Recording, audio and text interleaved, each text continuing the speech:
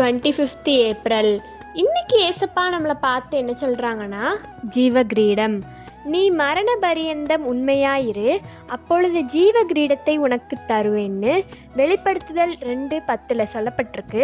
இந்த வசனத்தில் ஏசப்பா நம்மளை பார்த்து என்ன சொல்கிறாங்கன்னா, நம்ம உயிரோடு இருக்கும் நாள் வரைக்கும், நம்ம உயிரோடு எவ்வளோ நாள் இருக்கிறோமோ அது ஃபுல்லாக நம்ம உண்மையாக இருக்கணும், ஏசப்பாக்காக நம்ம உண்மையாக இருக்கணும். அப்போ தான் ஏசப்பா நம்மளுக்கு பரலோகத்தில் ஜீவ கிரீடம் தருவாங்க.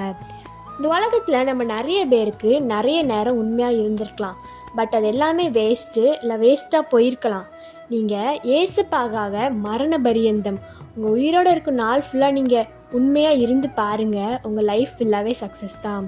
இன்றைக்கி நம்ம ஏசப்பாட்ட என்ன கேட்கணுன்னா, ஏசப்பா நான் மரண பரியந்தம் உங்களுக்காண்டி உண்மையாக இருக்க உதவி செய்யுங்க, நீங்கள் எனக்கு ஜீவ கிரீடம் வச்சுருக்கீங்க ஏசப்பா, அது எனக்கு கிடைக்க உதவி செய்யுங்க, நான் எந்த வித தப்பும் எதுவுமே பண்ணக்கூடாது, நான் உங்களுக்காக மட்டும் உண்மையாக இருக்கணும், அதுவும் மரண பரியந்தம் என் வாழ்நாள் ஃபுல்லாக அப்படின்னு சொல்லுங்கள். ஏசப்பா உங்களுக்கு உதவி செய்வாங்க.